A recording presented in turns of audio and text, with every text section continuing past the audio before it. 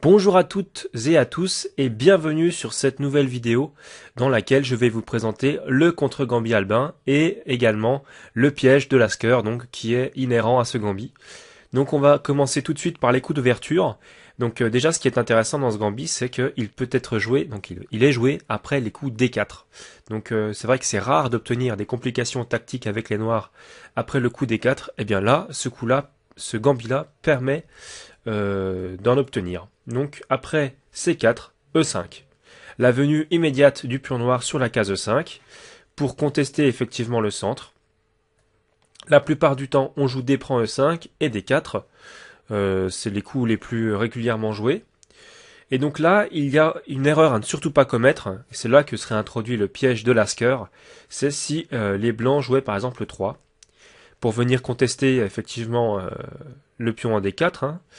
Et c'est vrai que sur la prise, on constate immédiatement que si la prise est jouée, il peut y avoir dame prend, roi prend et fou prend, ce qui serait une bonne position.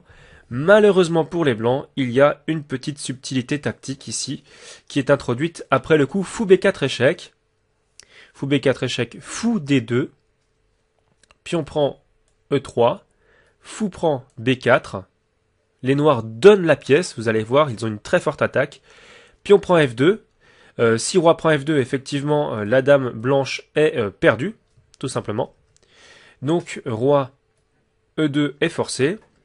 Pion prend G1 sous promotion en cavalier. Et vous allez voir comme c'est subtil. Effectivement, si la tour prend le cavalier, il y a tout simplement fou G4 échec. Le roi doit s'en aller et la dame blanche est perdue. Donc, on ne peut pas jouer tour prend cavalier avec les blancs. On est obligé de revenir en E1. Coup sur lequel les noirs jouent simplement dame H4, échec, et obtiennent une excellente position, puisque par exemple sur le coup roi D2, il y aurait tout simplement cavalier C6, la pièce en B4 est attaquée, et il est très difficile de protéger la pièce en B4 et de parer à la menace par exemple dame F2. Si la tour prend ici, on voit que la dame peut venir donner échec en F2 et récupérer cette fameuse tour. Donc pour toutes ces raisons, les blancs peuvent jouer par exemple roi C3, mais roi C3 est insuffisant, et vous allez voir pourquoi. Après dame F2, pour protéger le cavalier, la menace des noirs c'est clairement de prendre en B4, et de faire dame B2 échec pour récupérer tout simplement la tour en A1. Donc pour protéger cette tour, les blancs jouent simplement cavalier A3, et maintenant la tour est protégée par la dame. Elles sont synchronisées. Malheureusement, il y a le coup A5. Et après A5, eh bien tout simplement, le fou en B4 est complètement perdu. Il n'a aucune case, puisque la case C5 est contrôlée par la dame en F2. Ce qui d'ailleurs ne la retirerait pas de son rôle défensif en G1, puisqu'elle serait sur la même diagonale. La case D6 est en prise par le pion en C7, et enfin les deux cases E7 et F8 sont contrôlées par le roi noir, donc le fou n'a simplement plus aucune case, et c'est une partie complètement perdante. Donc nous allons revenir après D4, il faut surtout pas jouer E3, on l'a vu. Alors ici, il y a la variante de Munich qui est introduite après E4.